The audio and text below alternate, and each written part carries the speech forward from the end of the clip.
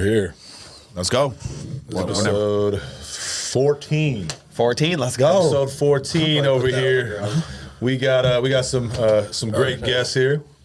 We got our boy Tommy, and John, owners of Muscle Asylum, among other things. Happy that you guys are here. Yeah, thank you. We're happy to be here. Super happy. But first, guys, make sure that you guys, Dustin, hit him with it. Please, you got to hit that subscribe button because there's a lot of you that watch our videos that aren't actually subscribed. So please hit that subscribe button, like, follow, or whatever the case may be. Hit the comments, okay? Help out our algorithm. Give us some support. Yep. Absolutely. All right, man, let's get after it. So obviously you guys don't know, but they are the owners of Muscle Asylum, the biggest gym, I think, in our area by far. So how did that all start? Let's start with that. Well, I'll say it first. We were at EOS one day, and you know how the corporate gyms are. Absolutely. Super packed no matter what time of the day it was. And was I in a prep or no? No. They were just there to train. One day I was just like, I walked in the gym, wasn't feeling it, and I was like, fuck, we just need to open our own gym. Mm-hmm. Like, I can't freaking do this anymore. And I'm from, like, where I'm at in San Diego, I was, I went to all, like, the hardcore gyms. I wasn't really, like, a corporate gym guy. So it was, I don't know, going to the corporate gyms was kind of, like, annoying to me. And I think within, like, weeks, John was like, hey, I found this gym in Port Charlotte that the guy's selling. And I was like, I didn't think it was going to be like this fast, or I didn't think it was like that serious. Yeah. Right. He's like, I think I'm going to go look at it tomorrow. I'm like, yeah, okay, sure. And then he calls me and he's like, yeah, I think I got a done deal. Oh my God. I went into this gym. Was that nonstop or was that any time? Or what was that? Yes. I mean, it's been one of those, fucking 10 of those. It's been probably 8 different brands over the past 10 years. It was a Gold's originally, then Achieve, then Around the Clock, Nonstop, Family Fitness. Yep. Yeah, for me, this was like a 25-year dream to own and run my own gym. I worked in the corporate scene, both restaurants, and then I left that for gyms. LA Fitness, Crunch. I opened the EOS and the Landings.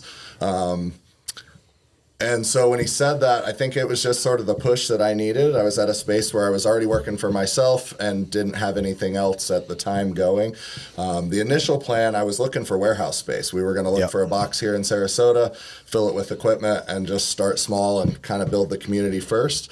But I came across this scenario that was, on one hand, terrible scenario. Gym was falling apart. Members were leaving, equipment was broken, pads were ripped. I mean, the place was just in pretty rough shape. But I could see the vision of what it could be with the right. And financially, it allowed us with, we are not guys that are rich yet. And so I couldn't just pull the trigger on, buy a building, $3 million gym, buy a $500,000 worth of equipment. That wasn't possible at the time. Yeah. So I was able to work a deal that was able to get us into ownership. And basically over the course of the past year, I closed in June of last year.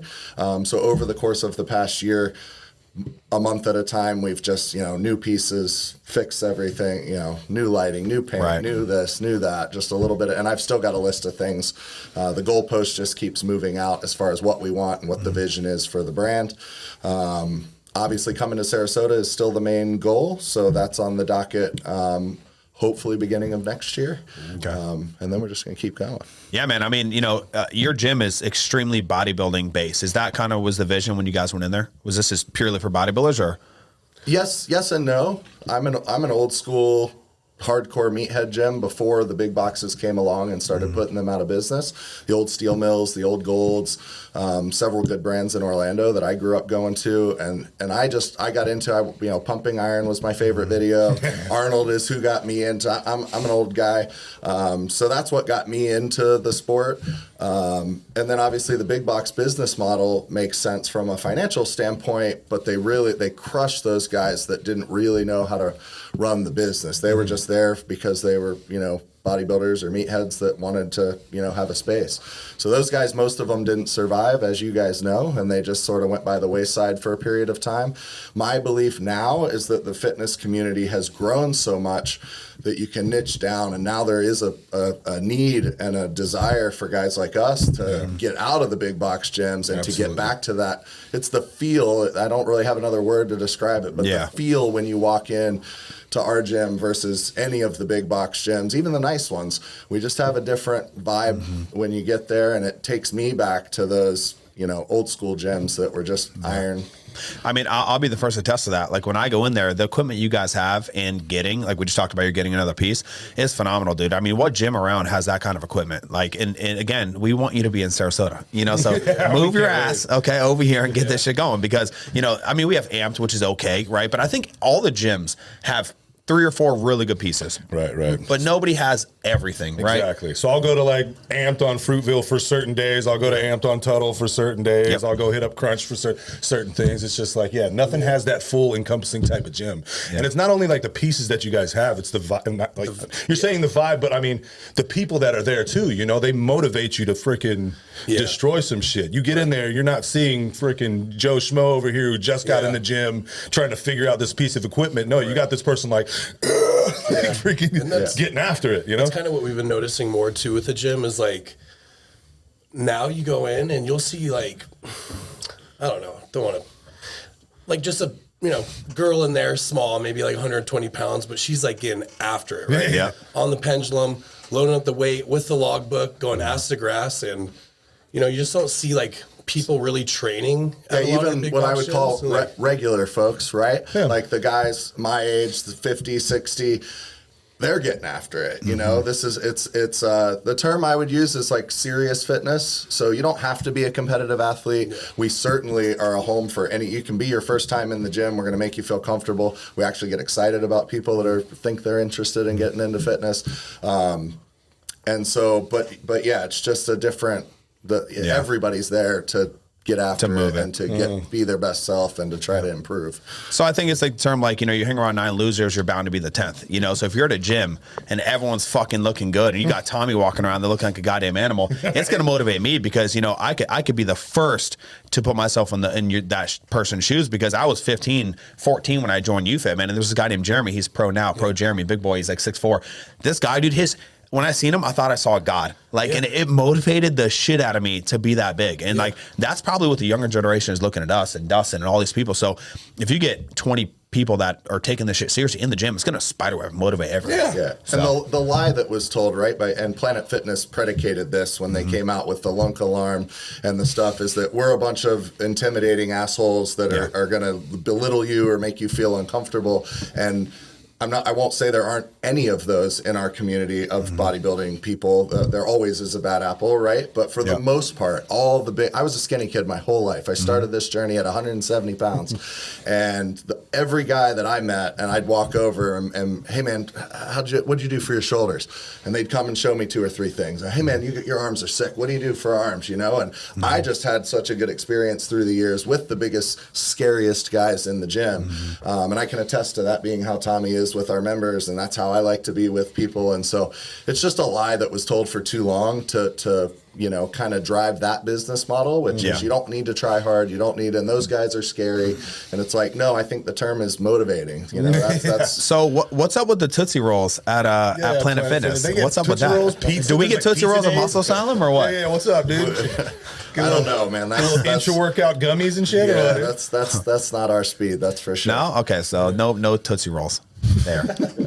But don't you think like social media had a big role to play in that, like on how more people are taking it more seriously? Because in my experience, like what I've been seeing, especially in the past like 5 years, maybe 6 years, so many more people are getting into bodybuilding. So many people don't you want to go to the gym for 2 days? Like they want to go in there and look like Tommy, look like me, look like him. And the women, they want to look like, you know, Emma or Alice or the bigger ones, right? Jamie, you're coaching Jamie over there. She's a freaking tank. Like, you know, I feel like with social media now, I think that's played a big impact on people right now. Yeah, it's definitely expanded the realm and people seeing what's possible and their interest in the sport for sure.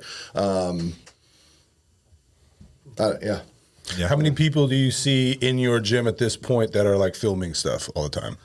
Quite a few. We have quite a bit. Yeah, it's definitely appealed to the younger generation and the influencer space and what that looks like, which you can feel how you want to feel about it in some regards. For me personally, I think people should put in some work on their physiques before they start thinking that they're the expert on physiques. That's just a personal opinion. Yeah. But I do understand at the same time, building a business, building a brand, and if you're interested and you're trying to be helpful and bring fitness to other people, I'd never down you for that. And the corporate gyms obviously have kind of taken a negative approach towards social media and influencers and what that looks like. And to me, it's just a part of the future of our industry and our sport and where it's headed. And again, we're not a couple of rich guys with a multi-million-dollar marketing budget. So if you want to post and tell people to come check out our gym, exactly. By all means. So I mean, obviously you guys know I got banned from Amped, right? So Jack Panda went in there. Tommy's banned from Amped too. Hey, Tommy. Thanks, Tommy. Actually, it's Tommy's fault. We got a list. Now that we're on here, we got a list of banned people from Amped. But it was funny, man. Like, and just long story short, like Jack Panda said I can get my membership back. I have not one step foot in that gym since I got banned, and I didn't even go in there after I got banned. I got a text. All the management team were laughing at me. Matt doesn't know, whatever. So I told Tommy. Me and Tommy both got banned, but Jack Panda said he can get this lady. K-Rod got fired. This lady wants to give you a membership. I went in there, right? So I'm there. Great conversation. K-Rod put on the thing like you have to call a sheriff's department, whatever. If Matt walks in the door, I've never once went back there after I got banned. Never had no one ever told me I couldn't do it anyway. Never went back. Long story short, the lady was looking at me and she's like, Reed, she's like, yeah, I'll give you your membership back. What we're going to do is we're going to delete the account. I don't even care if it's live. I don't even care. We're going to delete the account, right? And we're just going to pretty much change the name and delete the account and then just start up a new account. I said, okay, fine. Long story short, Brianna went in there, and I guess the trainers there were intimidated by me going in there, thinking that I'm going to steal their fucking clients. So they're pretty much looking at what I do as a career and like saying, okay, no, because he's a coach in town, he doesn't want that. Not knowing that, dude, we have fucking almost 200 people now locally. You wouldn't want that in your gym. Like, how bad do you want that in your gym? Like, just free promotion. Yeah, we do. And so on that point, our current model, we do not charge rent to trainers or take a percentage from trainers.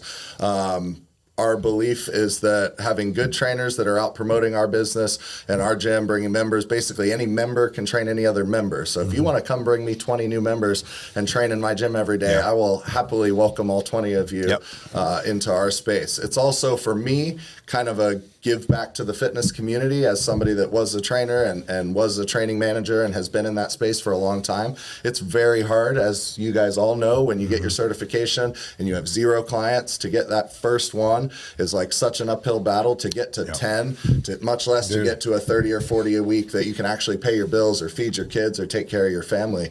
And so while I have a desire for our brand and our gym to be financially successful, it's just as important to me that we build a community and help other people find success and be able to take care of their families and stuff as well. So and honestly, man, like I know I'm not there, and we've talked about me moving there, and if I do, I'm going to your gym. But I can tell you right now that all the trainers appreciate it, and we appreciate it because again, like you said, man, it's so hard to make money in general in this sport. Like, and when I was first at Nonstop or whatever it is, they were going to charge me $500 coming in the door just to train people there, which at the end of the day, is that a lot of money? No. But when you have no clients and you're coming into a door and you got to pay $500 just for rent, that's a lot of money, man. A lot of overhead. It's a lot of overhead. Day one, like, come on. So again, I did do that and I became successful pretty quick off it. But it's so good what you're doing for the community, man. And again, when do we come to Sarasota? Let's talk about that. I'm hoping for Q1 of 2025. We've got some things in the works for the business in Port Charlotte right now, finishing up a few projects. my commitment was to get Port Charlotte to 100% before I would divert my efforts and attention to another location. We're close. We have our 1-year anniversary in September. So with that, we're almost where I want to be in terms of that, and then we'll start raising money and funds and looking to come to town. So you got any event planned for that anniversary, or? Yeah, we do. So it's September 21st. So far, we have Antoine Valiant committed. Oh, shit. Morgan McDonald. He's a pro bodybuilder, not as popular as Antoine, but he's like 6'3", 340 pounds. He's like a freaking monster. Who else do we have? Possibly Brent Swanson, another IFBB pro, and his wife Autumn. Frank McGrath, you were telling me. Frank McGrath will come with the boys. And then Guy Cisternino, Dave Palumbo, Mel Chansey, of course. Mel is Chansey, gonna be absolutely. there. He can't not be there. Reached out to Mel. Absolutely. Yeah, it's kind of something, again, to continue building the community. I'm kind of approaching this from a backwards situation. Instead of going in, trying to make a bunch of money, and then seeing if our big brand that's rich can make an impact on the fitness community, we're kind of building our community and hoping that the long run of that support from the community and from the athletes is going to support the business end, right? And so, we're renting a beach house on Siesta to put the athletes up for the weekend. Going to do a couple dinners. We're going to shoot some content. We're going to get a workout at the club, do a meet and greet for the members, sign autographs, posters, that whole thing. And then we're going to do the first annual Muscle Asylum IFBB Beach Blast on Siesta. So for anybody that's fitness enthusiast or into bodybuilding that wants to see a couple 200 to 300 pound jacked meatheads on Siesta, that'll be just a cool day for the athletes just to enjoy our city and enjoy the beach and what we're proud of and give something to the fitness community to kind of just a fun Hell thing. yeah. Absolutely. And Team Warrior is invited, right? Of course. Absolutely. Yeah, I'll bring Dustin the camera. pro, he's got to come. Yeah. Oh yeah. I'll be there. I'll bring the camera too. You know what I mean? We'll get No, some we're good- we'll get some pumped, good man. content. So when you first started the business, right, you guys, what were some things that you had trouble with the first 2 months? What are some trials? Number one's raising funds. Everybody all excited and we'd love to support you. We'd love to invest. We'd love to. And then when it comes time to write the check, they disappear or there's excuses or reasons. And I don't say that with judgment. I mean, if I had the $500,000 that I needed when I needed it, I wouldn't have been asking other people to help. So if you don't have it, you don't have it. Right. But,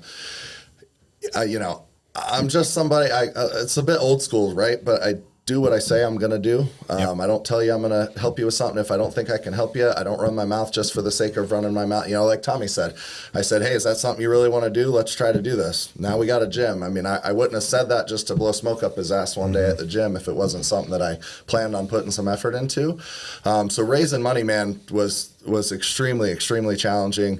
My last deal fell through 2 days before we were supposed to close on the gym, and I had to kind of think fast on my feet and still make a deal with our partner that we have. That still is a struggle. So we're in the process again with the business of working through some business things and potentially buying out one of our partners.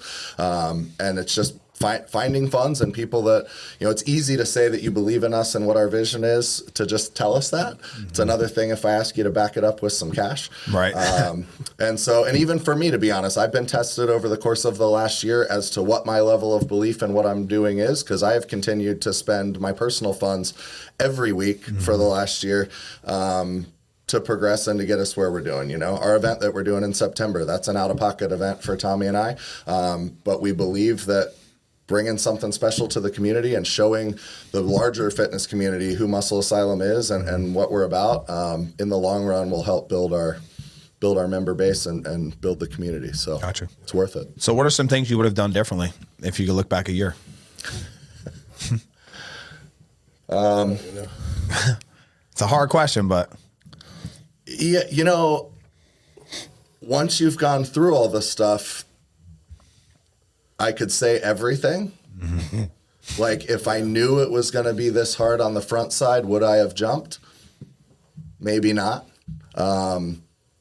Being here today, it absolutely was the right thing to do, and I still have trials ahead of me, right? Like financially and doing the second location, doing that, like everything is hard. But as you know, in bodybuilding, I mean, that's what makes it worth doing. That's what makes putting in the work. Getting on stage isn't easy either, right?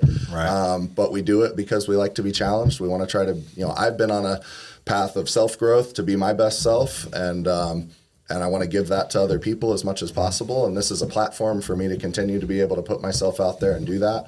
It was also a way to support Tommy in his quest to go pro, giving him a place that he can train and be comfortable and have clients and run a business and do all of that. And that's been a total blessing to me to be able to give back in that way. But yeah, man, I mean, it's like when you get on stage, right? If somebody told you how miserable the prep was going to be the first time you did it, would you have done it? And it's like, maybe not for a lot of people, right? Yep. But then once you're standing up there and you got through it, when you take it a day at a time or a week at a time or whatever it is, and you get up there, It's worth it. It's always worth it. Yeah. You know, trial and tribulation always lead to victory in some sense. So let's switch gears a little bit. Let's talk about Tommy's bodybuilding journey. You know, this man, I mean, is an absolute gorilla. First thing I want to ask, like, so what's the deal with being covered up all the time? Me and you are very similar on this, but I want to hear your side. Yeah, I don't know.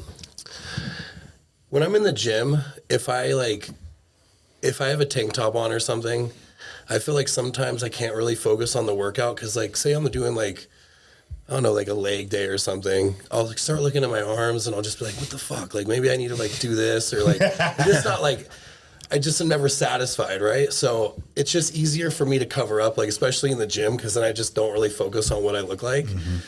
That's one of the reasons. Then the other one, I'm like, I don't like a lot of attention. So I appreciate when everyone like comes up and says, oh, you look amazing and stuff, but I hate being put on the spot. So I'd rather just try to cover away as much as I can. But that's really it. And then I don't know. I like the baggy shirt style and stuff like that. He won't say this, but I can tell you from being his friend and being around him, he's one of, if not the most humble guys that I know, especially being in a sport. And talk about, you know, we all want to be the biggest guy in the gym, right? That's why we got into what we got into. Well, he is the biggest guy in the gym everywhere we go. I mean, we've gone to some pro gym openings and some other things, and he stands there with those guys. And that's just a testament to who he is as a person. And he's more than just a big meathead. Yeah, for sure. I mean, like, it's just crazy to think that you're not even pro yet. You know what I mean? So, like, when I first met you, bro, I was like, damn, this guy's fucking huge. You're just a fucking meatball. Look at this guy, just stacked. And then I asked you, I was like, bro, have you competed before? He's like, no. And I was absolutely mind blown. Yeah. So, like, thank you. I mean, you have such a pro mentality already. Like, how did that come about? How did that develop? How did you start? So that part, like, it started because, like, I was going the first few gyms I went to, like, when I first walked into like a real gym, like, I was around guys like Nasser El Sambadi. He was retired at the time, but he was still freaking giant. So from the very beginning, I was around like monsters. You know, at the gym San Diego, Sergio Olivia was there, Chris Cormier, and then just a lot of top level amateurs that were just giant. So I just always had this, never thought I was big enough, right? I was always trying to catch these guys. And even now, like, I know I've got some pretty good size, but I have a long way to go till I'm a pro. Because I don't just want the pro card, I want the pro physique. And I think a lot of guys, they're like, oh, I want the pro card. I'm gonna, like, but they're not really like, they don't really have the pro physique yet, or it doesn't seem like that's their goal. They just want the card. I think you're not a pro until you stand on a pro stage. So you could say, yeah, I want my pro card, but there's a lot of guys that have pro cards, so, you know. They're just mediocre. Yeah. And I also think people don't understand how much time goes into this. And I think that's why they're just want the pro card, because they don't want, it's not they don't want to, they just don't have the discipline to not get on stage and not have some kind of reward for it. Like, you're over here in the fucking grind 24/7 and you're getting no reward right now. You know, you did your first show just to get your feet wet. And I'm sure that was a rough prep. You learned a lot about it. At least you did it, right? And you came in condition, and that's the most important thing. Yeah. But even looking at your physique, like, you knew you needed size, and now you're humble enough to say, even though we think you're fucking absolute God and you could easily get your pro card, you want to get your pro card and then go straight to the pro ring. Is that kind of what you're thinking? Pro stage, sit there and like. Yeah, because the people that I like look up to, like, they're like, I look at like to guys like Nick and like those top guys, and if I like sit there and look at my physique and think that I'm like ready to stand on a stage with those guys, it's like ridiculous, right? Yeah. And I just, I want to, because I'm not old, but I'm not the youngest either. So if I were to turn pro, I don't want to spend like a lot of times like trying to catch up there. I just want to like turn pro, and I'm obviously going to have to work, right? I'll probably have to take another year off if I do it. Yep. But I just want to, know that no matter what show I walk into, I'm going to be competitive. I'm not banking on like, oh, I hope no one shows up this time and I'm going to just win my pro card. I want to be like undeniable no matter where I walk in. I'm going to be competitive in a top call out. It's the other side of what you mentioned. So on one hand, I think social media has brought a lot of good and positive attention to our industry and brings excitement and people in that want to get involved in this.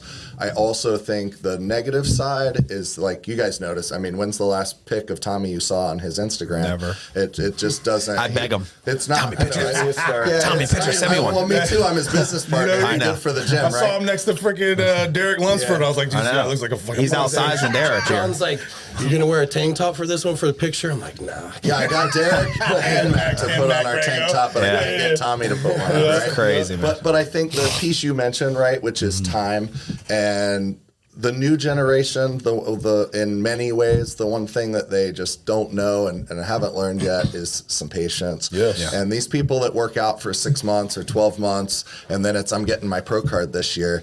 It's like why that conversation has even entered and then especially if you're somebody that knows Tommy or spends time around someone like Tommy, where it's like, so he's already the biggest guy in every gym we go into, and he's like, well, Around here, not every. and people ask him, you know, Most oh, gyms. when are you doing your next show? He says, when my coach says I'm ready. Like that's the answer. Instead of this, like, you know, I'm going to be pro next week or what, you know, I just think too much of it is to have the IFBB handle on their Instagram, or it's not really about bodybuilding and becoming their best self or being the best guy on stage. Yeah. It's about the business side and the influencer side and some of that, which if that's your goals, that's, you know, that's for each person to decide.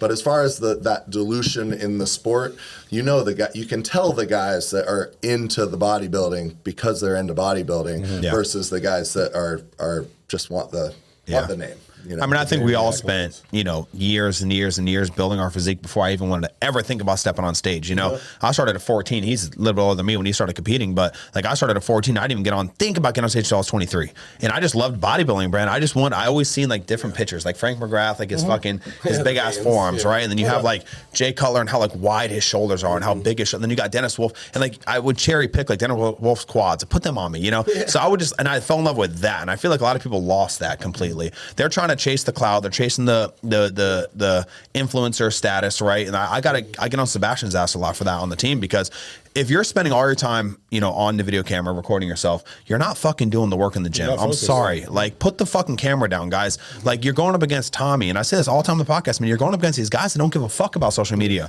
They're in there. You're telling me that, set up that tripod, and like, when you're in a prep, set up the tripod, getting everything ready, hitting the recording, doing a set, come back, looking at it. Dude, like, you're never going to have a wasting time. 1% physique doing that. Yeah, So, absolutely, man. It just, I never understood it. Like the only time that I grab my phone while I'm working out is like change a shitty song. yeah. You know what I mean? Yeah. Oh, I can't fucking listen to that song. Let me get something different.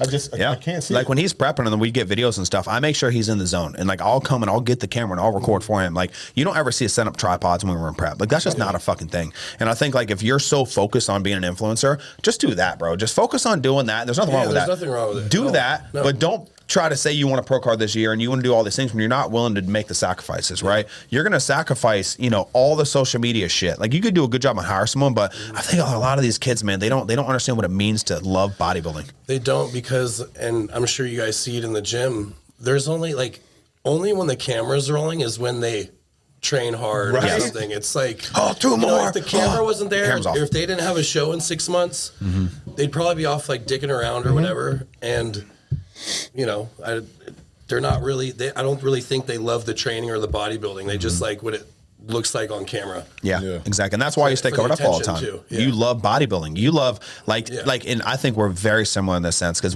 I stay covered up for pretty much my entire prep until about 3 weeks out. I made that one post. But like, I love staying covered up, man. Like, I love Kai Green. You know, biggest. One of my favorites. Yeah. He always wears a hoodie, man. So I would always wear a hoodie. love wearing Fucking boom. And even him, we stay covered up for the most part. And like, you could tell it's like we're uncomfortable when we get close. And I'm like, Dustin, take off your shirt. He's like, he's uncomfortable, but he knows he's got to do it. But it's like uncomfortable. Like Kai Green, man. Like, I'm the firm believer. Like, I don't have shit to show until I have something to fucking show. Right. And when there's something to show, I'm going to be fucking ready. Like, look at Dennis Wolf, or not Dennis Wolf, Dorian Yates. You know, he would go over there overseas and just hibernate and train. And all you would get was maybe 2 week out pictures, black and white, in the magazine. And you're like, holy fuck, who is this guy? Comes and beats everyone. And then to your point, similarly, right? So I grew up before social media because I'm old.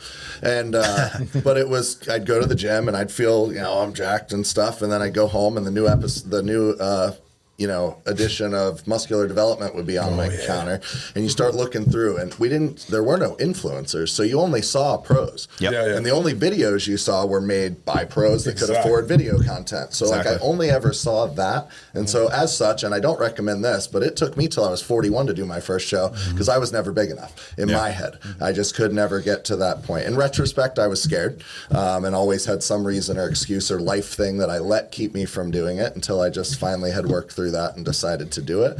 But my other question for those guys is like, what is it that they see in the mirror when if you're on social media and you're looking at these other guys that you're going up against or that are out there posting, what is it you see that makes you think you're getting a pro card in the next 12 months?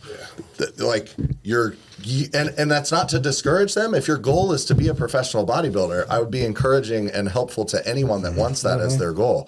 But there are time frames associated with certain progress. You can't put on 50 pounds of tissue in the next 12 months. It's not possible. And so I just don't understand where their heads are at sometime or what they're seeing in the mirror when that's the commentary behind it, There's levels to this sport, right? You know what I mean? Like, number one, you got to fall in love with it somehow. For me, like I was at a young age. I mean, I grew up before social media. I'm an old man too. I'm sure you guys seen Big Daddy with Adam Sandler, right? Yeah. And then the kid's like, my name's Frankenstein, right? When I was like 6, 7 years old, my name was fucking Arnold Schwarzenegger. Yeah, that's dope. You can ask my mom, like, you know what I mean? I just, that was me. I loved Arnold Schwarzenegger. I grew up watching him, looking at that stuff. My uncles worked out. My uncle Ben, he was like Mr. Bay Area or something like that. And then I always wanted to work out with him, but they said you're too young, you can't work out yet. And I was probably like 9 or whatever the case may be. My mom got me my first like bench press thing when I was about 12 years old, dude. And she told me, she was like, because she said that my dad didn't have a chest, and I was like, fuck that. You know what I mean? And I'm sitting there just benching as much as I could as a kid, and just falling in love with the sport then. And then to continue on, get myself into a gym, and then seeing guys like you and all that kind of stuff, and like you're saying, going over and asking them, hey, I like you got fucking great arms, what'd you do for that? Or you got great shoulders, or whatever the case may be. And then continuing on that path, and then it was like, all right, I joined the Marine Corps, went into there, I saw like there was a guy probably like your size, bro, like fucking massive. I was like, befriended him, and he wrote me a nutrition plan. Hey, what's your weight? How tall are you? What's this? All right, this would be your maintenance. If you ate this much, you know what I mean? You wouldn't gain a pound, but if you go, he was teaching me about surplus and deficit. And then, from there it was like, my buddy, he was doing his first competition, and then we started to kind of just gradually get better and better and better. And then I did my first competition, and then I did my first national show, and I saw the guys at the national stage, and I was like, dude, I don't belong here yet. And that's like a big wake-up call for a lot of people when they don't really understand. They'll go over here and they'll get second place on their first competition. Oh, I'm nationally qualified. And then the very next weekend, go to the fucking national show and get swamped. It's like, you got to understand there are levels to this shit. And once you get to that national stage and you have the body of, to make it to a pro stage, cool. Let's just say you got your pro card. Now you're going to the fucking pro stage. It's a different level. Yeah. It's an absolutely different level. So it's just, I don't know, man. Stages, be patient, like you're saying. Yeah, I honestly, like now though, I wish I would have competed a little earlier. And it was kind of like he was saying, I've always had like bad anxiety. Like even in class, like if I was like, I never wanted to be picked by the teacher to answer a question, even if I knew it, because I was like, I don't know, I was like a pussy. I didn't want to like talk in front of the class. So the idea of like getting up there in front of people, like it would like scare the shit out of me. But then one day I was like, dude, all I do is like go to the gym and lift weights. Like, what the fuck am I like wasting this for? It's like, I'm doing this for like nothing. So yeah, now I'm like fucking, I don't want to rush the stage, but like I can't wait to get back on there to prove myself again. I may have pushed that. You got to Thank do God. a show, bro, button a little bit too. As somebody that waited too long and to the point of, I'll never get that journey myself now. Yeah. I can be my best and I can compete in masters, and that's all well and good. But to see somebody that has the ability to compete at the highest level, I was a tennis player. I wanted to play professional tennis. I didn't get to do that because of injuries. So when you see somebody that you care about with a gift and the ability to do something, I see that as like a responsibility to be like you got to do. And if it doesn't work, if it doesn't happen, if it doesn't, like, cool, but you don't get to 45 and be going, what if I would have tried, or what if I would have at least, you know? So, you know, a little short story for you guys. There was this guy named Steve-O. I don't know if you guys know who he is. He used to live in Sarasota, trying to be Urge Crunch. Reminds me so much of you, man. Never took a shirt off. I mean, literally, if I could copy you, it's literally this kid, right? So I would see him all the time, and like, unbelievable. I'm like, dude, when are you competing, man? He's like, I'm just building my physique, man. I'm just building my physique. I'm just going to keep growing. Guys, we're talking year after year after year after year, 6 years, right? This kid's like 24, ended up dying of a heart attack, right? Oh, wow. Ended up dying. Never got a chance. 24? 20, he was like 24, 26, 20, maybe even 23. I mean, really young kid, right? Unbelievable physique. One of those physiques where you see, you're just like, what the fuck? He kept on saying, I just want to grow, right? So I do think, and I'm very happy that you ended up going to the stage, because you never know, man. Like, you could be in an accident and be crippled from the waist down, and now you're never going to be able to compete. Or you could be, unfortunately, like Steve-O, God rest his soul, he ended up passing away.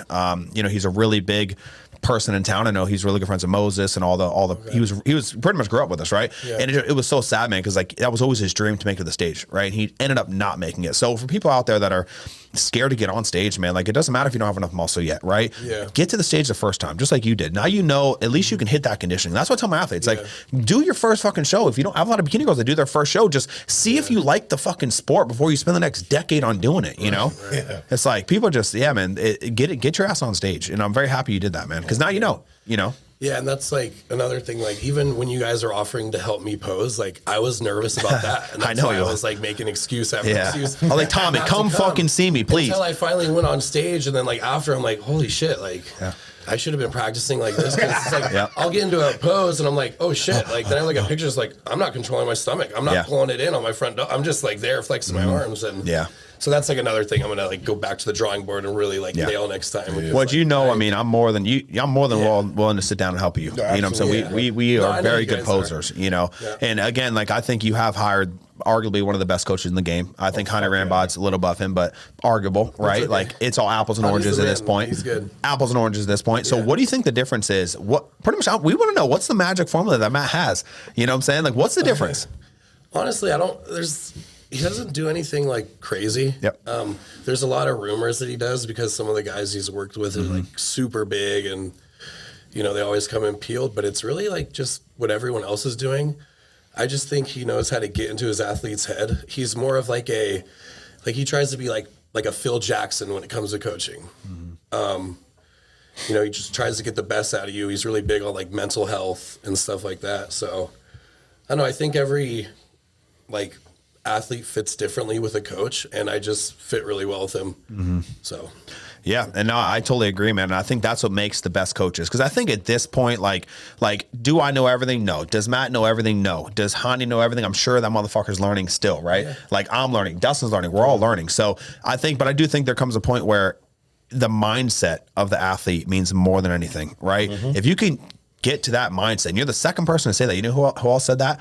Adam. He said the same thing about Hani and Derek, right? The same exact thing. He said it's the mindset that you have to unlock in every athlete, and it takes a special coach to do that. So and the fit between the two coaches too, right? I think it is. Those relationships are important. Yeah. So, like, you didn't win your first show, right? Like, you won your class, right? You just didn't win the overall. Yeah. Okay. Did you just jump ship when you didn't get the overall?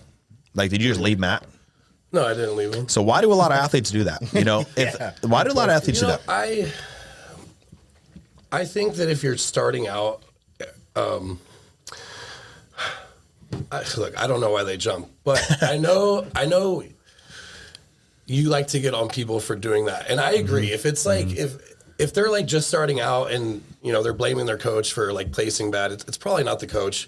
It's probably them. But like IFBB pros, like big guys like Samson, like him leaving Milos. I think he's at a spot in his like career where, he's 37. He's not getting any younger, and like they're gonna do what they think's best for themselves, and it's not anyone else's. Like, I can't say if someone leaves a coach, it's like, oh, fuck, I can't even talk right now. like it's not personal. Yeah, like it's not personal. It's like they're the only ones that know what's best for them. So I can't be like, oh, Samson should have stayed with his coach, or or anything like that. Like at the end of the day, it's a business and they're paying for a service. So if someone thinks that like their coach isn't the best for them, who cares? Yeah. They can leave. Absolutely. But I mean, yeah, like the amateur level, I think people always, they just try to find excuses of why they did bad. Yeah. I mean, it's most of the time probably not the coach and it's them. Yeah. So Yeah, this is cultural at this point, in my opinion. Watching the younger generation come up, whether it's work or finances or life or relationships or bodybuilding, nobody really wants to take any self accountability. Nope. Tommy coached me for my show. Last And December, now he's with me. He left him, by the way, guys. No, last December. he jumped ship. No, he did not. and I didn't win. My main goal was doing it and looking my best, which I did. But it wasn't. There was nothing about it that was Tommy, and I don't believe that working with a different coach or a different person would have brought a different result. I think knowing now that prep, I think I could have brought a different result with a less cheat here or a little more discipline here. But that was a me thing, not a Tommy thing, and it wouldn't have mattered whether it was you or Duke or all the other guys that I know that are coaches, right? And the only other piece to that I think is, like we said, that relationship of who you click with. But yeah, I think the new generation, just in general, does not want to take accountability for anything. 100%. It's the judges, it's the coach, it's everything. Yeah. Oh, it wasn't me eating pizza 2 days ago, but it's actually the judges. Yeah, the fuck out of here. Just bullshit. Yeah, I mean, I'll go off for a second because I'm very passionate about this. I'm very passionate about this. Like loyalty to me in this sport means everything. Like, what's the point of being at the top when you're not with the people that you started with? Like, and again, like I think if you find a coach that really believes in you, like, stay with the fucking coach. What are we doing? Like, as long as the protocol's there and you guys are working good and he's not a dumbass and doesn't have you doing some God knows stupid protocol. Like, again, what you said, like when you're at the top, it's very simple. Like people overcomplicate it, man. Like, and like when I was growing up, I played a lot of sports. I played football, I played like a bunch of stuff, right?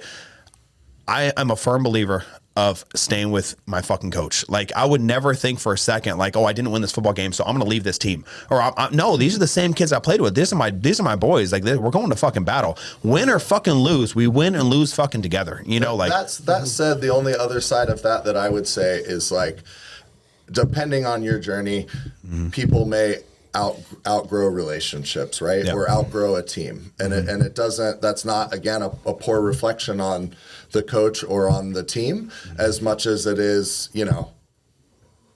just the point that and I guess the best transition of that would be somebody that wins an amateur level show or gets to a national level show and then ends up competing at a pro. If you had the opportunity to work with Milos or to work with Matt, do they know some things that maybe your amateur level coach or your national level coach doesn't know? Maybe. Of course. And so I would say give them a shot, obviously, right? Like try to keep that relationship strong and going. But sometimes... Well, I don't think the grass is always greener. I mean, the perfect example, we talk about this a lot. Nick and Matt, what happened with that? Again, they're like brothers. You know what I'm saying? They started together, they built together, and I'm sure you know more details than I do. You're on their team. But from an outside point of view, I saw Nick leave Matt. Nick was not happy. Matt, I'm sure that killed Matt. That was like his boy. Like it goes beyond just like a coach-client relationship. It's a brotherhood. It's a friendship at the end of the day. Yeah. When you're that invested in an athlete, like it tears you apart. Like Matt, I'm sure was hurting there. And then of course I am very happy to see that he came back because Nick realized the grass wasn't greener, and I don't know what Nick was thinking. I just think like they're best friends. So whatever they got into, I think it was like they couldn't separate like the friendship from the coach and the client right there. And I think it was like I don't know this for sure, but I always felt like Nick was going to go back. I think they were just in like a tiff. Yeah. And, Nick had just, when was that? I think he wanted to do the Arnold. Don't really quote me on this, but he wanted to do the Arnold. I think Matt was like, hey, let's cool it down. And he didn't like that. And he thought it was, he had homeboy. He was holding him back. He had Brett really, in it. Brett was in it, remember? So I think he just thought he was holding him back. And, I figured they were going to get back together. Like they work so well with each other and they're like best friends. So Yeah. It's a little minor disagreement, fucking brotherhood. Yeah. Like, man, Yeah. fuck you. You All know right, how, fuck it. I mean, Yeah. you get into prep, you're not really like thinking right, and you're just like, Yeah. And I'm telling you, just from the coaching side of things, man, it takes a lot to know how to talk to a client. And like he would snap on me all the fucking time in prep. Like, it's just little shit. Like, I'd be like, hey, bro, like, you know, how does this camera work? I showed you 4 fucking times, bro. You know what the fuck this camera? And you see him going like this, and he's like, 'cause you guys he's are, like, convulting. boys, right? So you're like comfortable. So. He's like, doesn't want to explain to me. I don't even know this fucking camera. Brain power for this right now. That's because you guys are comfortable with each other, though. So it's Exactly. like, you know, Yeah. But no, it's fun. That's funny as hell, man. But yeah, it's tough. You know, being a coach and being a client and being working as a team is really hard, man. But that's just a thing that I'm very passionate on, man. Because like I put in a lot with my clients, he puts in a lot with his clients. Like I couldn't imagine, you know, I can't imagine this happened to me. You know, building a client from ground zero and then them just fucking leaving. It's like, damn, all right, fuck, I gotta go start over again. Here we go. But you know, we could change it up a little bit. You know, as far as the Olympia goes, who do you guys have winning this year? That's like tough. I think. I mean, you could throw Nick in there too, but I think the top 3 will be the top 3. You could put them in any order. Derek's looking good. We were just with him right now. He's hitting some front doubles, and you know he's like a monster. Yep.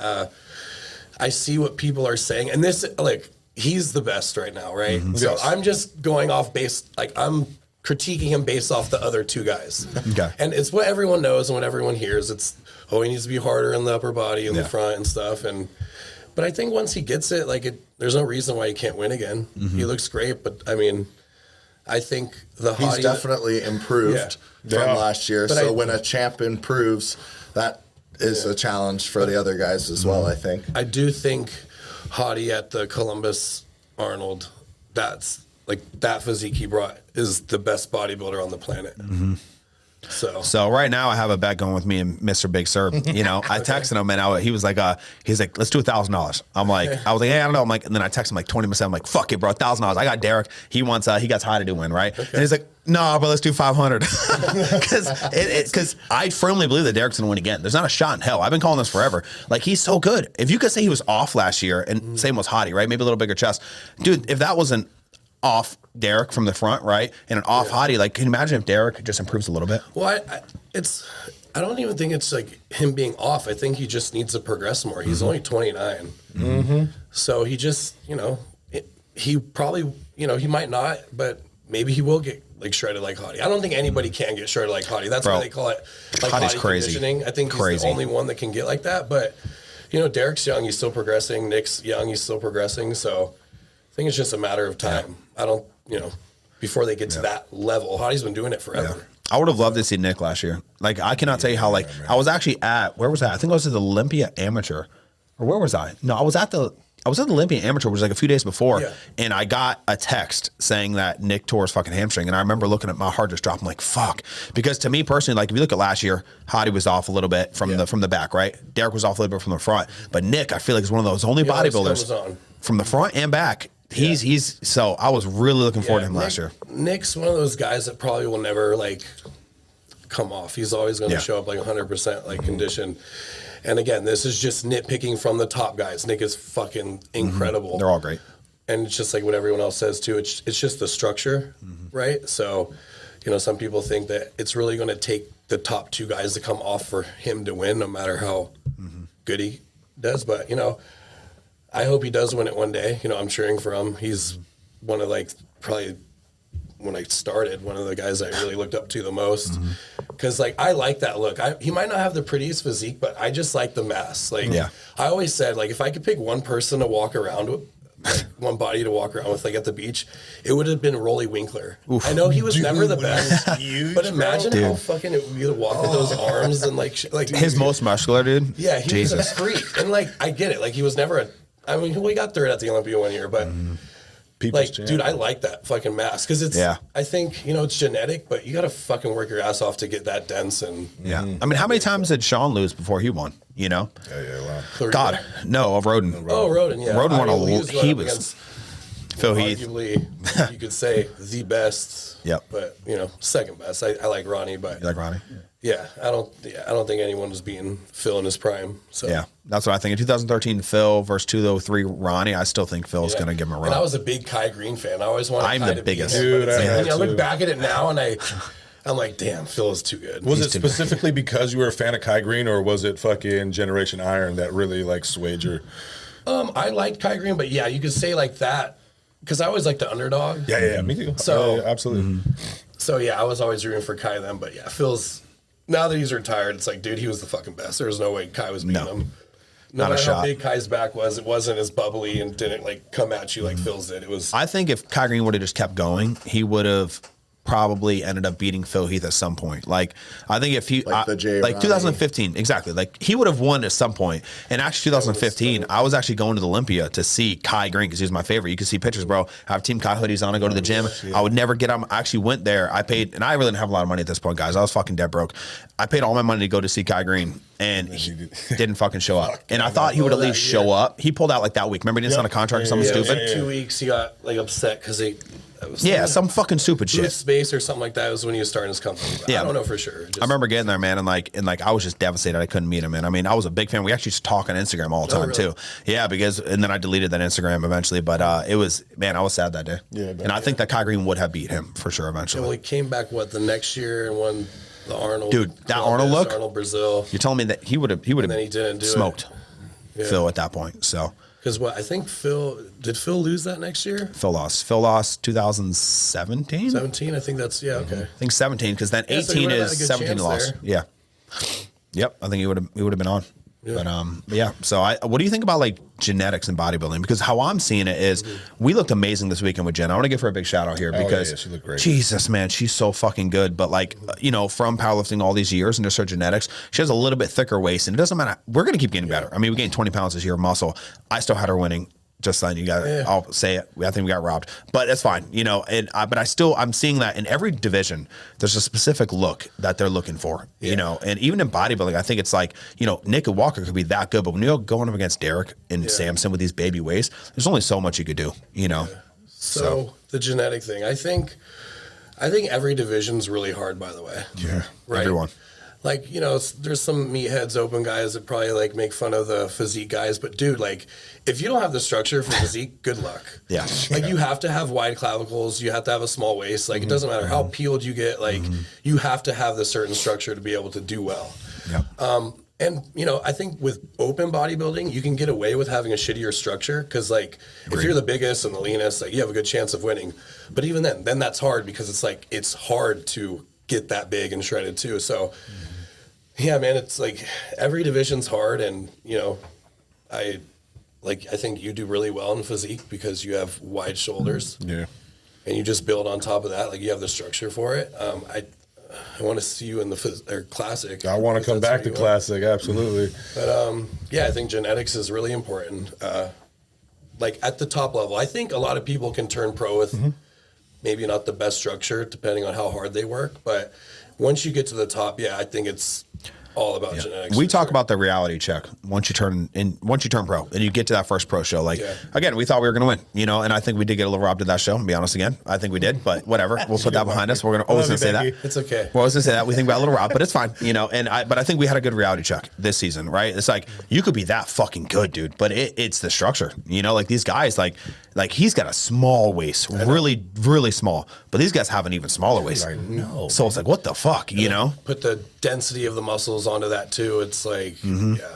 Yep. I mean, you said Some of those, dude, some of the physique guys look like bodybuilders. Oh yeah, absolutely. They're fucking tanks, bro. Like, they're fucking huge. But And again, it's funny when like people that are in like the physique now or the classic that are the guys, they're like, oh, I'm going to turn pro this year. It's like, you think you look like that guy? Like, what? Like, you're an open bodybuilder and this physique guy is bigger than you. Like, Oh yeah. there's no way that you're going to turn pro this year. Yeah, I was in this in this chat from one of the companies I'm an ambassador for, right? Yeah. And this guy was talking about he had his competition maybe like 2-3 weeks ago, first competition he ever did, right? Put up some transformation pictures, like, dude, man, you look great. This is awesome for your first competition, right? Yeah. He wanted to kind of know, like, hey, like, how do you think I'm looking? I didn't want to like. He was about to compete. I don't know if I could burst his bubble and be like extremely honest with him. But anyways, I was like, what are you competing in? And I was thinking physique. Like, you're gonna do men's physique? He's like, no, my coach said that my legs are too big for men's physique. Right. And I'm looking at his legs and I'm like, I would love to see you standing next to me because like I'm a pro men's physique guy and I'm offended because my legs are big. You could go into what you think about About too the big? guys that like I the just amateur guys like, oh, like I can't get any bigger. I'm not going to miss my weight cap. But it's like, I think there's a gross misrepresentation of real size and what real conditioning is. Yeah. I think most guys you see on stage could lose another 10 to 50. And this is not, by the way, I am not that representation of what that looks like. I'm not claiming to be. But most guys could be another 10 pounds lighter when they're on stage. So all the guys that you hear like, oh, I can't, I don't know, I don't want to miss my weight cap. And it's like, what are you talking about? You're 12 pounds over your cap, 20 weeks out. Like, you should be able to lose 20, 30, 35 pounds. Absolutely. I mean, you could drop 10 just in water. 2 days. In 2 days, right? So, if not more, right? Depending on the size of the physique. And so I just think that that's just another... It's the accountability. I don't think they really want, like, if we're really honest about being peeled and what that means, I just, most of the younger guys don't want to take the account. It's like, no, you need to gain 20 more pounds of real tissue, which is like a year to 2 at least, probably longer. And then really get peeled and be at the top end of that weight class to look like what you think you're going to look like. Because just going from this to making weight ain't going to get it done. I think majority of the people know. I think they know that they can get more conditioned, but as we know, conditioning is brutal. Like, I think at this table, all three of us, and I think you looked amazing too, but I think there's a different animal. Like you said, you did some cheating, let's be honest, right? For your prep, right? It's fucking hard. If I'm going to step on stage again, I'm going to start 10 to 15 pounds heavier than I was, and I'm going to be leaner than I was and harder than I was on this last day, or I'm not going to step on stage again. There's no point. If I just said, Tommy, let's go 12 weeks, let's put me on stage, I'm going to look the same as I did the last show. So there's no point. Yeah, and I think that's another lot of reason why people get like that, because they know they're going to be weak. Like, we actually just had a guy pull out of the show. Will, he just pulled out of the show. Young kid. Unbelievable transformation, dude. This kid, he couldn't do it, man. It's fucking hard. It's the suffering. Bitch, it's the suffering, man. It's tough. Which kid is that? It's a young kid. I posted him a few times. On the podcast, that one? No. Okay. He's just a young kid. Diego, He's really young. Okay, good. First show, I think he got it. He just couldn't. That hunger bug hit him, man, and it's hard. So I think that's what people can't do. They don't know what true conditioning means, because they're looking at amateur shows, they're looking at even some national level shows, right? Like, depending on what show you go to, there's some of them look like shit. Let's be honest. Some of them are just off. Some of them are just fucking off. And I think that the level of conditioning is what's gonna be the hardest to achieve. Right. Like, I remember this, and I remember Tommy, and I never hated him for it. I love Tommy to death, right? But I remember sitting there, I'm right there, and you see Tommy, he knows I'm there. He knows I'm there, but he's so deep, and it was like when you're weak out. His head's like this, and he's just zombified, walking right by me. And I did not even care, because I knew it, because I've been there 1,000 times. Oh, we barely spoke the last barely spoke. And I'm best friend. Yeah, but that's how I knew he was gonna come in shape, because you get to that point where, brother, I love you, man, but I don't even I don't got the energy. I'm fucking dead. And this is the part too where then these are not the guys that need to be talking about a pro card in the next 12 Exactly. You can't even do it. it. One or the other, right? Exactly. You're either going to put on some tissue and learn about getting super shredded, or just accept that you're an amateur bodybuilder. Like, it's okay. It's okay. I love the sport. Yeah. I own my own gym. I love meeting the guys. I love training. I love all of it. Yeah. Probably not going to be an IFBB pro. Like, it's okay, guys. Not everyone that is into bodybuilding or loves the sport has to be an IFBB pro. It's okay. Yeah. Yeah. How do you get conditioned, Tommy? How do you get conditioned? I mean, just follow everything to a T. I mean, it's hard for people. No, I know. So it's hard.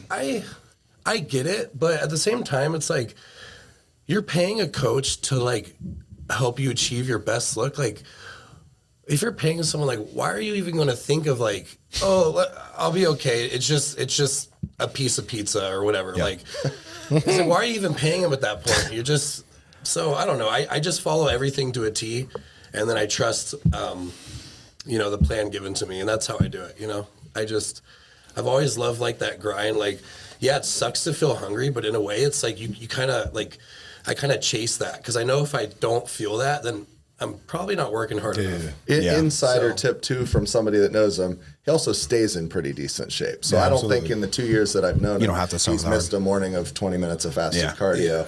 Whether he was competing, not competing, off season, on season, I don't think he's been missed a day. So I think too many guys get, like, all the way off and then they have to like catch find up a too way much. back to prep. And it's as opposed to like living the lifestyle of like, you look great right now. You didn't just step off stage last. It's like, but you live the lifestyle of being in shape and doing your cardio and eating well, and don't just go. A lot of these guys, man, in the 6 weeks after the show, that it's just eat whatever I want, don't train, don't do anything, and then wonder why it's hard when it comes time to dial back in. Yeah. Right? And then you just got to remember your goal, man. If your goal is to like turn pro, you can't be cheating because you think the other like top 5 guys are doing that too. It's like, you got to think everyone's working just a little extra harder. Yeah. And you know, it's like you go on stage and you're like, oh fuck, did that one cookie like fuck up my placing? You know, like maybe Dustin not, said, but maybe. Maybe it did. But you don't want to levels, chance it's it, right? levels, right? Yeah. So you've got to ask yourself at those levels, what is the separator between this level and the next? Absolutely. And in most cases, from what I have seen, I think a lot of it is just the discipline and consistency. It's not the Well, it's I think you hit it right there. I think when people first do a prep, the motivation is going to be high. And then as the prep gets lower, the motivation is going to be bad. But the biggest thing and what's going to make you an athlete is discipline, right? And discipline is what's going to persevere, right? Over when the motivation goes. As long as you're disciplined, you're going to be fine. And the way I look at it, a quote I heard is like, your lack of discipline is an insult to the people that believe in you. Yep. And that's the biggest, when that hit me and I was at home and I'm thinking about, let me just put an extra 25 grams of carbs in here. And I'm thinking about Dustin over here. Like, this motherfucker's coaching me, putting his heart and soul into me. Why am I going to do this? It's a lack of like, I need to do it for him. Fuck me. Like he believes in me. My coach believes in me. I cannot be fucking up. If he's giving me this plan of success, this is what the fuck I'm going to follow. Not this bullshit. And I'm not going to be a little pussy. I'm not going to be worried about like this card. Fuck that. I'm going to suffer. And you have to embrace the suffering, bro. Nobody wants to fucking embrace it. Embrace the and that suffering. goes beyond bodybuilding, I'll just say. So that's been my journey over the past several years. I was an alcoholic and an addict. Not a lot of people that know me now don't know that because they met me post those struggles. And so when you turn that discipline in the right direction and put it towards, the faithfulness of your relationship that you're in, the father that you are to your kids, to your financial success or growing your business or growing. I don't wake up super motivated and fired up every single day to do all the things that are on my list to get done, right? And those are the days that the discipline and the habits and the things that I do them because that's what needs to get done. It's already just not done. Because I feel like it. And that's life-changing across the board. And for people that are thinking about competing, that is the one thing that I will say I got out of finally doing my show. What it positively impacted every other area of my life, because for those 12 weeks I didn't miss fasted cardio, I didn't cheat on my meals, I didn't do and it's one of the hardest things I've ever done physically, but through that I've then took out of that this last year and a half and applied that to my finances, to my relationships, to my businesses, and to the things that I'm doing, and it's been extremely impactful. For sure. There's a lot of things in terms of prep that we can take out of and apply to other levels or other aspects of our lives. Having that pro mindset and just like you're telling about him, he never missed a freaking day of 20-minute cardio. You know what I mean? Just staying at a certain level of conditioning, understanding where your goal's at and how and what you need to do in order to walk down that road to get to there. I mean, it's all freaking steps. Like Joe Rogan and Jocko Willink said, you're tired, fucking do it tired. You're miserable, do it miserable. Fuck, I'm hungry, do it fucking hungry. So what? There's shit that you got to do, and like you're saying, man, you got to remain consistent, and it's the respect of the people around you to maintain that discipline. You know what I mean? You just have to keep it pushing. Exactly. And at the end of the day, like, us being men, like if you do not show up, or do you even have a house?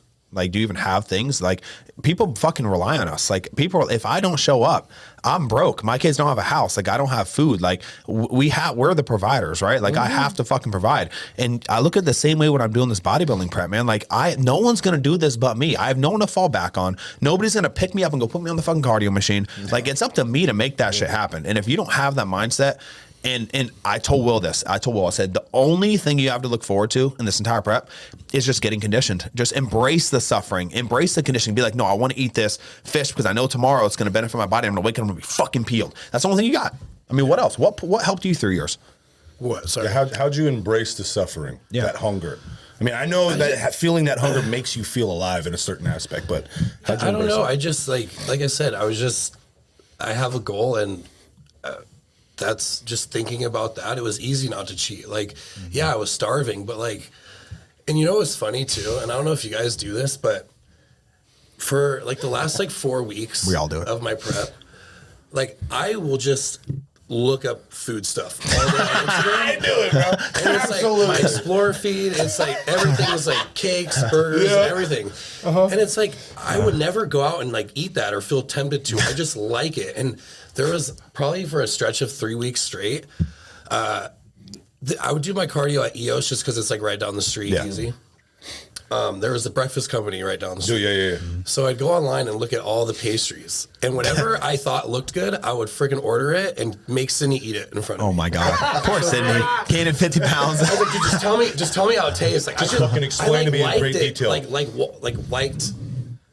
It could be anybody. Watching them eat. I don't know. Yeah. It's like a weird. Dude, you're 100% right. Even I would go to the store every day too. I purposely wouldn't buy enough food so that I'd have to go every day because it would give me something to do. Yes. Kill time. And I could spend like an hour just looking at things I wouldn't even eat in the off season. I just like look like, oh, this packaging looks cool. It looks good. Like what really helped me weird. is I would go to the store. I don't know if you guys have ever done this, but like I would have like my drawer, right? I would go to the store every time I'm 8 weeks out. I would just walk in the store every time if I'm shopping, get some tilapia. I'd always buy like one candy bar or one thing that I know that I could just put in the drawer, and it just made me feel better. So it was like my little catacomb, like my little drawer full of goodies, bro. And I would honestly never eat any of it, but you know, it would take me a long time. I would buy a king size almond Snickers and I put it in my fridge right in the little fucking thing. That's about it. Yeah. There's something mentally we want what we can't have. Yeah. My diets always go both ways. It's like when I'm bulking, I get like tired of eating and I'm like, oh, I wish I didn't have to eat so much. Yeah. And then you get a few weeks into prep and you're like, man, I wish I could have another meal. And I think a lot of that is just our psyche and wanting the thing that we can't have. Yeah. And so like the drawer thing is probably a pretty good trick as far as like, cause it lets you know, like it's not forever. Yeah. Like, and I'm going to have this when I want to have this. Right. And gives you a little bit of like an end in. I don't know why I felt great. I'm like, I'm going to get these Butterfingers. Many times you don't even end up. Can't eat it. I do that. I'll buy a pack of cookie dough and put it in the refrigerator and then not eat it. It's like, I have $300 worth of cookies in my freezer. I've not touched. I swear to God. Cookie dealer and all that my cookie shit, dealer, bro. And there was this other. They call themselves my cookie dealer, but they're from the UK. They actually switched their name because they got in trouble. But dude, it was $100 for the shipping, and it was like $10 per cookie. I bought like 20 cookies. I spent like $300 on these cookies, bro. And I've ate maybe 2 of them since my prep. And it's like, exactly, man. People want what they can't have. Like, but the second you're done, give it 2 days post show. When after you have all that food, you're like, what's next? What's next now? Okay, another show. You know, and I told Jen the same thing. Jen literally got off stage, almost threw her fucking trophy. Saying, I'm done with bodybuilding. I'm not doing no more show. I said, you're fine. You know, give it a day. And then she texted me. I'm like, just watch. Next day, she texted me. I'm ready. I'm like, all right, that's what I thought. You had a fucking meal. You had your pity party. And now it's fucking game time. It's back to the drawing board. You know, but that's so funny, man. Exactly. Food is a temporary satisfaction. Absolutely. Even if, like, okay, for example, Will, I gave him one cheat meal because he was like dying. I need one. I'm fucking whatever. Bitching really hard. So, you know, bro, go out and have one, but you're going to regret it. Trust me. You're going to wake up tomorrow. You're going to regret it. I guess he did. And he ended up going crazy. And he texted me, said, never give me a refeed again because now I'm hungry for 5 fucking days. And like he texted me, he's like, I don't ever want to refeed again. He's like, I just want a high carb day. I find cheating harder than just staying strict as well, even if it's just a cheat meal or a cheat day. If once plan starts for me, it's easier to just don't have it. Even the option can just not even be there. Yeah, or like high carb days are probably preferable. And you have to know your athlete, right? Like, but I think sometimes like you need that calorie dense food. If you're dropping weight, like sometimes I will give, you know, Jacqueline's a great example for this, or Emma when she's really close to a show. I'll give them, you know, 250 grams of rice with 4 meals, right? That's 1,000 weight grams of rice. And the next day they drop more weight. I'm like, fuck, what do? I need to give them a burger. I need to give them something really calorie dense because I can't just keep giving them a bunch of fucking carbs that are running through their body. And then they'd finally gain a pound 2 back, even though they lost 4. It's like, so there is time and place for it, but you have to know your athlete. You know, if you know they're going to spiral, you just can't do it. Like I know a lot of people like that, like Sebastian, I cannot give him an ounce of a cheat meal. He can't even think about a cheat meal because he's just not able to separate it when he gets really close to a show because it's fucking difficult, you know? I think too, like a lot of people, like, and this is one of the reasons that turn me away from wanting to coach. Like I was taking on some clients, like I still work with Trevor because he's been with me for a while and he kind of understands that I'm still learning. So like, at least we're on the same page with that. But the same thing, like, you know, you get clients that like say, hey, like, when can I get a cheat meal? And that's like all they're asking. It's like out of all, like, why are you asking this, right? And most of the time, they're not even in a position where they need it. Yeah. And it's like, what am I giving you this for? Just to feel better mentally? Like, okay, cool, but I don't know. In my experience, I feel like you shouldn't even get a cheat meal until you're fucking shredded. Like, there's no reason to. There's still body fat. I was always like, I was ahead of like schedule for my show. I didn't get a cheat meal the whole time. Matt's also like, he's not really like, he'll give you a burger and stuff like that, but he'll just give you more of the food you're eating. Yeah. And I like that too, because as much as I'd want a burger, I just don't want a chance like it ruining my digestion the next day and feeling a little off. So I kind of just like the higher amounts of food. So he'll like put the protein up, the carbs up, the fats, and maybe add some fats like avocado or something like that. But I was never like didn't really have like an off plan meal, if that makes sense. Yeah, it's always strategic. I mean, I literally just gave Kevin his first burger and fries from 16 weeks out. He's now 4. So that's 12 weeks of hardcore dieting, you know, and he just got it because he needs it. Like, it's time, you know. Yeah. And again, that was after giving him high carb days and stuff. So Kevin's killing it though. But yeah, it's time and place for him, man. And I feel like in my experience, if you still have body fat, what the fuck is a burger gonna do? It's not gonna do much, man. You already have this. You know, I think honestly, and like everyone has a different like opinion on this. I literally think cheat meals like are just for like mental to clarity, make you feel better. Yeah. I think you could just up your food, put some extra fats on it, and it's the same thing. I really don't think it's gonna make your physique better. Like some people think it actually does, right? Like it's like, oh, I had a burger and fries, I woke up dry. It's like, it's not really like, I guess it's not like the burger and fries is going to make you look better. People like will wake up and they lose weight and stuff like that. Like, you could probably tell me the scientific reason why it does that, but I don't think anyone can. I mean, I think they can make rational, thought about it, but upping the food that you're eating is going to take you. Yeah, for the mental side of things at all, I mean, you have these people that just get really down in the dumps, and that burger and fries just might help them able to push through a little bit more. But then, on the opposite side of the spectrum, that burger and fries can make them fucking spiral too. So it's just depends on the person. And like you said, it depends who it is. Like if it's someone that's their digestion doesn't get fucked up by any of that stuff, and they're way ahead of schedule and they're super shredded. Yeah, it might not hurt them, but for the most part, I think a lot of especially the amateurs, like they don't need the fucking burger and fries 8 weeks out. But I also think clients, they almost blame the coach when you keep it too simple.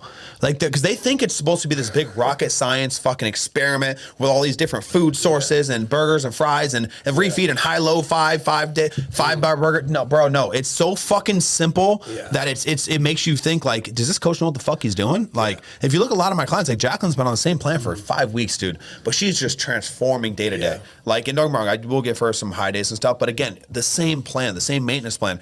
I was on the same plan for what, 8-9 weeks at that point? We had 2 carb meals for 8-9 weeks. Same plan. It's working. I'm growing into the show. Why the fuck are we switching it? Everybody wants something different every other week. Like, what are we changing? And it's like, well, nothing. Even the training. Like like I still help people like if they're in an off season or if their lifestyle and just want to progress. And even then, like in an off season, not a lot changes, right? Like your training, if anything, it should probably be the same for like 8 months.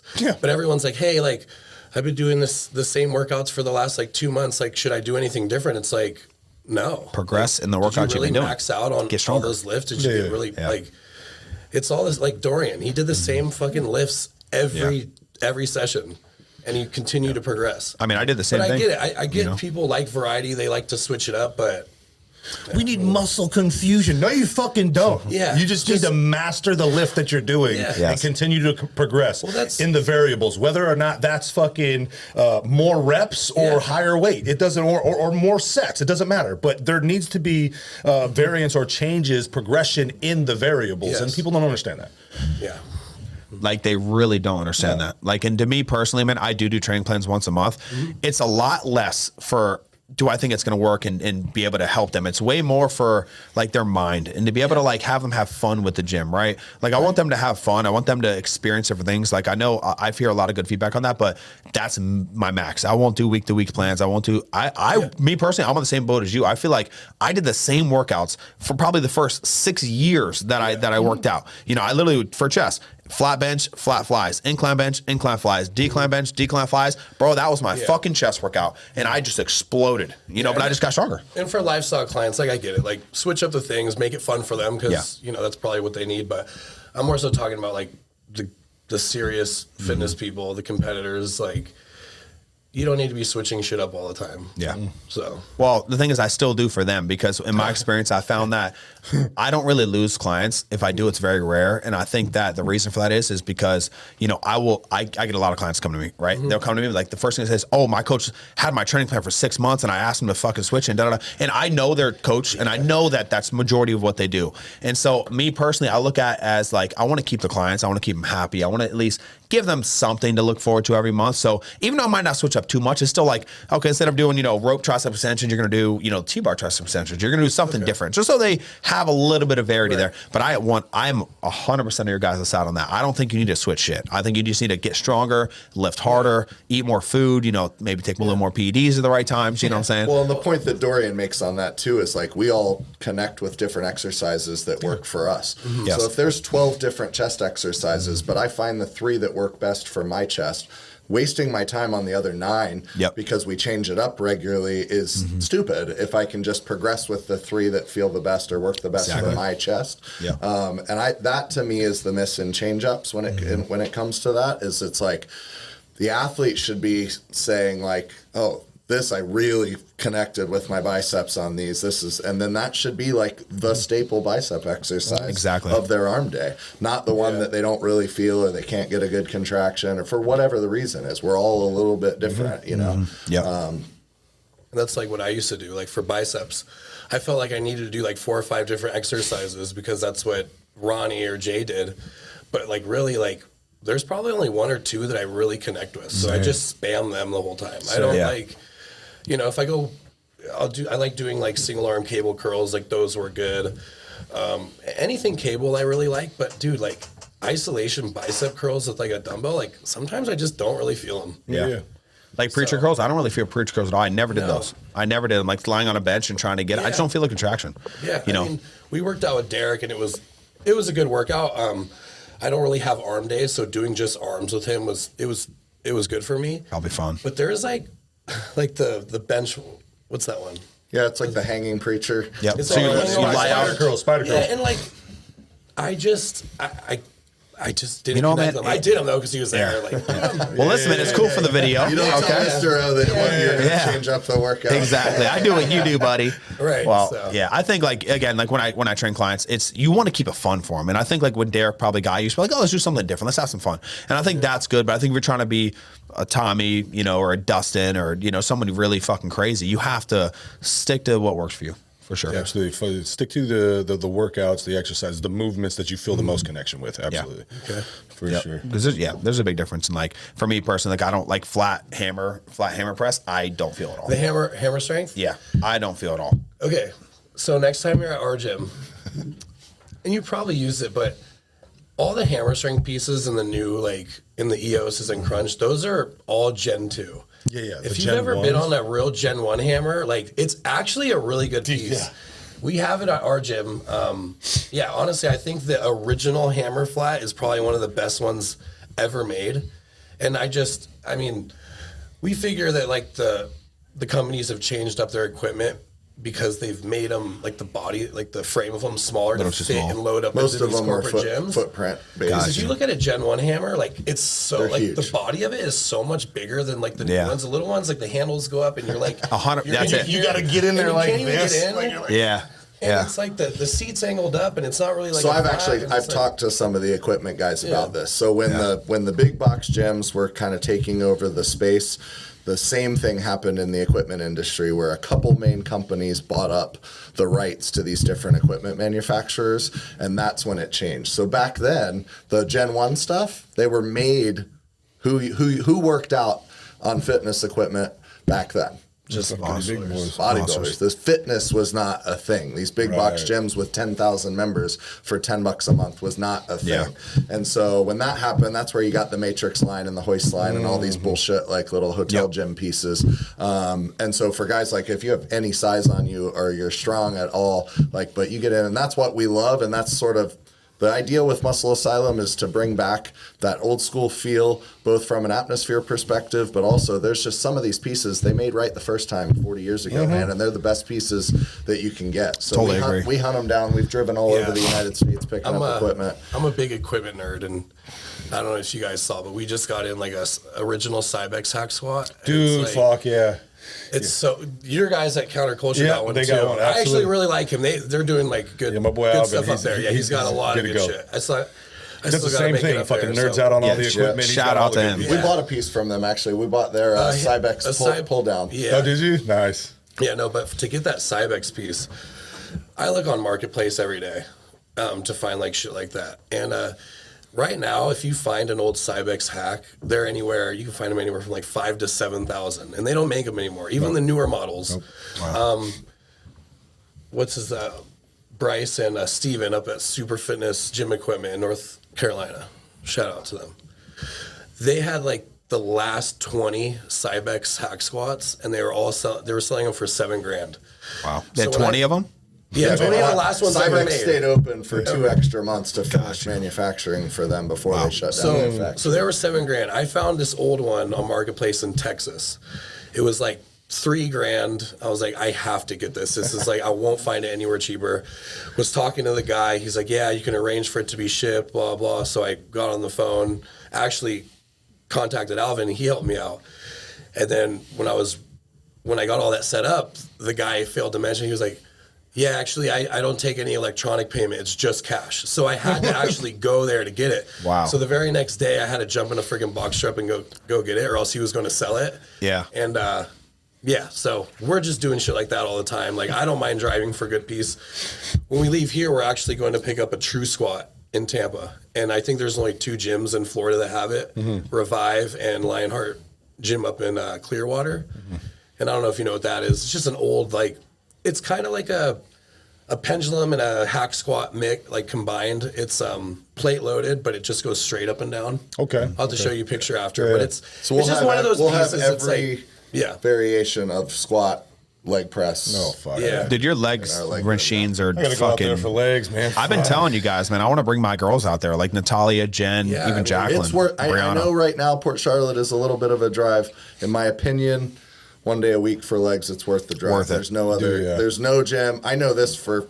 There's no gym between Tampa and Miami that has the equipment that we have. Yeah, it's almost overwhelming too because I love hitting quads and like sometimes I want to do everything. Yeah. You know? It's We like were I'll so get done with my spam. workout and I was like, I want to go try the power squat over there. Maybe I'll do Yeah. some sets on there. But It's probably feels a little different too because you're literally traveling to go get all these pieces for everyone. You know, Yeah. like you want to hit them every week. Like I just drove They're all 13 your hours for toys. this. We've They're got little toys. way too many to do them all every That's week, so though. cool. So yeah, But and then yeah. we're also Yeah. bringing in new stuff. Like I don't know if you guys tried any of the new tech equipment. Oh, yeah. New Tech's pretty fun. Yeah, so we're probably going to bring some of those in. I don't know, maybe in the next few months or ASAP. something like that. Nice, But nice. yeah, we want a good combination of like the newer stuff that's really good, and then bringing in that old stuff that a lot of these like kids have never. You know, like they'll get on the Cybex hack and be like, "Oh my god, this is freaking crazy!" And it's like, yeah, this machine's like shit. 25 years old. It's Yeah. older than you. Yeah, I used And this when I was a they're starting kid. to really like work out on good equipment instead of just the newer like big box like. Yeah, Yeah, all it's the neat. ones. It's we find with the new community, like a lot of them think, even just the gym itself and that vibe, that it's like the new cool thing. Yeah, no. And it's like, no, this is like when I was a kid, this is what gyms were like 40 years ago, you know? So it's a cool, I think the space has grown enough that that's what this community is ready for. I think bringing back the vibe and the feel of what it meant to be a bodybuilder when that wasn't a thing and it wasn't on social media and all of that. And then combining that with what works about corporate gyms, right? With a business model that can make money and be sustainable and to have trainers that can build a clientele and make a living. And then, if the trainers, get to build their own business, obviously we're going to end up with the best people and the best Around. community. And and if you're one of these trainers, not to name names, but if you're one of these trainers that's intimidated by somebody being a better trainer than you, well then you probably won't make it at Muscle You will Asylum. not make it anywhere. Actually, you will not make it. Stay at amped. I mean, those are the type of people that should be at Muscle Asylum, so that they can Learn. absorb all of the information in there in that space. I mean, But if you got too big of an ego to exactly. get around, I mean, and that's one of the benefits of getting older is learning what you don't know and how valuable it is to be around. I'm blessed now to be around the best in the business, the best in the industry, and if I want to work out or train or do something, I mean, we have just the best, but it's just by being a little humble and knowing that you don't know everything. I fully agree, man. I think that's why you're going to be so successful, man. And for one, I just want to thank both of you guys for coming on this podcast today. Thank you guys very much. Appreciate you having the us. amount of information we just put out for these people are unbelievable. And everyone who watches this podcast, man, shout out to you guys, because me and Dustin, we put a lot into this, a lot of hours every single week putting into this podcast to be able to bring people on like you guys on. And what do you got for them, man? I mean, again, we're just grateful to have you guys on. You're a big staple in this sport, and I mean, you as well. And I mean, you guys own one of the most amazing gyms from, like you said, from Tampa to fucking Miami, and you guys are continuing to collect all these nostalgic pieces that nobody really knows about, and that's freaking awesome.